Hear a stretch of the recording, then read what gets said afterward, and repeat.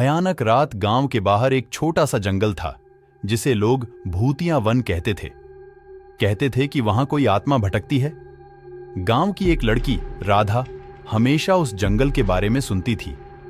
उसे यह जानने की इच्छा होती थी कि आखिर वहां ऐसा क्या है। एक दिन पूर्णिमा की रात को राधा ने फैसला किया कि वह उस जंगल में जाकर खुद देखेगी। चांदनी रात में वह अपने कदम बढ़ाती हुई जंगल की ओर चल पड़ी। गांव के लोग उसे समझाते रहे, लेकिन उसने किसी की बात नहीं मानी।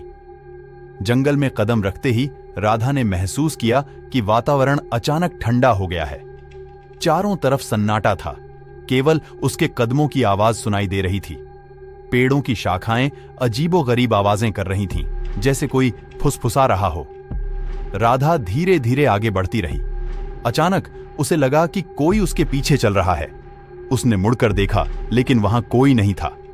उसका दिल जोर जोर से धड़कने लगा। वह आगे बढ़ने लगी, तभी उसने किसी का ठहाका सुना। ठहाका इतना भयानक था कि उसकी रीढ़ की हड्डी में सिहरन दौड़ गई। राधा ने भागने का फैसला किया, लेकिन जैसे ही उसने दौड़ना शुरू किया, उसका पैर किसी चीज में उलझ गया और वह गिर पड़ी। उसने देखा कि एक पुरानी चूड़ी उसकी टांग में फंसी थी। उसे यह देखकर याद आया कि गांव की एक औरत ने कहा था कि उसकी बेटी की चूड़ियां जंगल में कहीं गिर गई थीं और वह कभी वापस नहीं आई।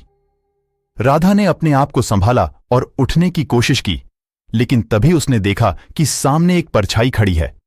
वह परछाई धीरे धीरे उसकी ओर बढ़ रही थी। राधा का गला सूख गया और उसने जोर से चिल्लाने की कोशिश की, लेकिन उसकी आवाज नहीं निकली। परछाई पास आकर राधा के सामने रुक गई। उसकी आंखें गहरे काले थे, जिसमें केवल अंधेरा ही अंधेरा था। परछाई ने राधा की ओर अपना हाथ बढ़ाया और बोली, तुमने यहां आने की हिम्मत की है, अब तुम्हें इसके अंजाम भुगतने होंगे।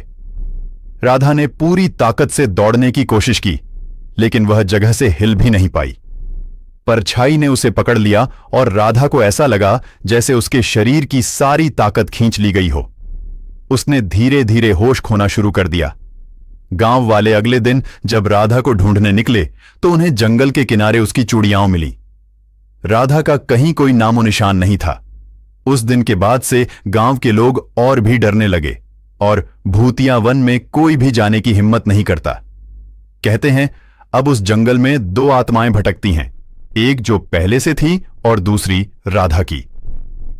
रात के अंधेरे में अगर आप ध्यान से सुने तो आपको राधा की चीखें सुनाई देंगी।